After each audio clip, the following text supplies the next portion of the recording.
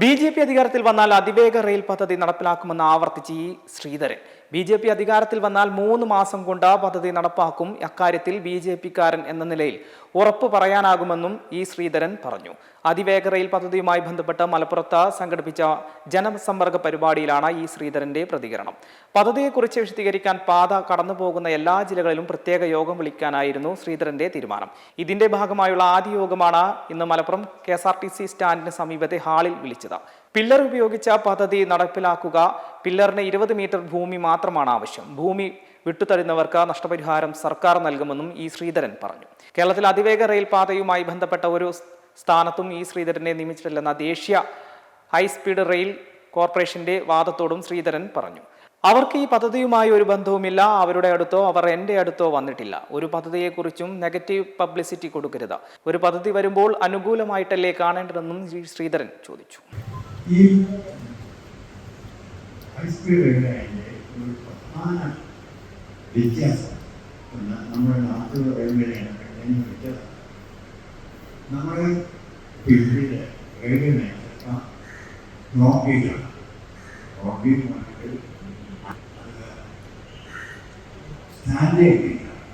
സ്റ്റാൻഡേർഡാണ് global university 4 അടി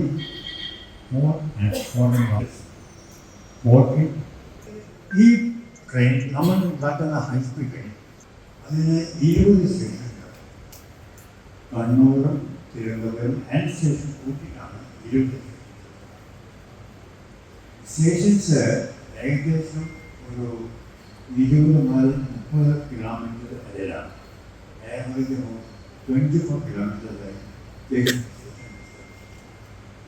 സാധാരണ high speed ട്രെയിനിൽ നിന്ന് പറഞ്ഞാൽ അത് 200 കിലോമീറ്റർ സ്പീഡ് ആൻഡ് അങ്ങനെ ഒരു ട്രെയിൻസാണ് ഹൈസ്പീഡ്. ഞങ്ങളുടെ ഈ നിങ്ങൾ ക്രിമിനേറ്റ് ചെയ്യുന്നതാണ് ഈ ഹൈസ്പീഡ് ട്രെയിൻ. ഇതിൻ്റെ maximum design speed 200 kilometre design speed.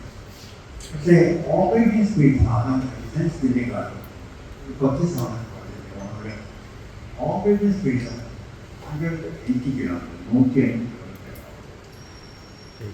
പിന്നെ ധാരാളം ഈ ട്രെയിൻ വളരെ സ്പീഡിൽ പിന്നെ ആ സ്പീഡിലുള്ള ആക്സിലറേഷൻ ബ്രേക്കിംഗ് ഇതൊക്കെ കണക്കെടുത്താണ് സ്റ്റേഷൻ സ്റ്റോപ്പ് ടൈം. ഇതിൻ്റെ ആവറേജ് കമ്മ്യൂണിക്കേഷൻ സ്പീഡ് 150 കിലോമീറ്റർ.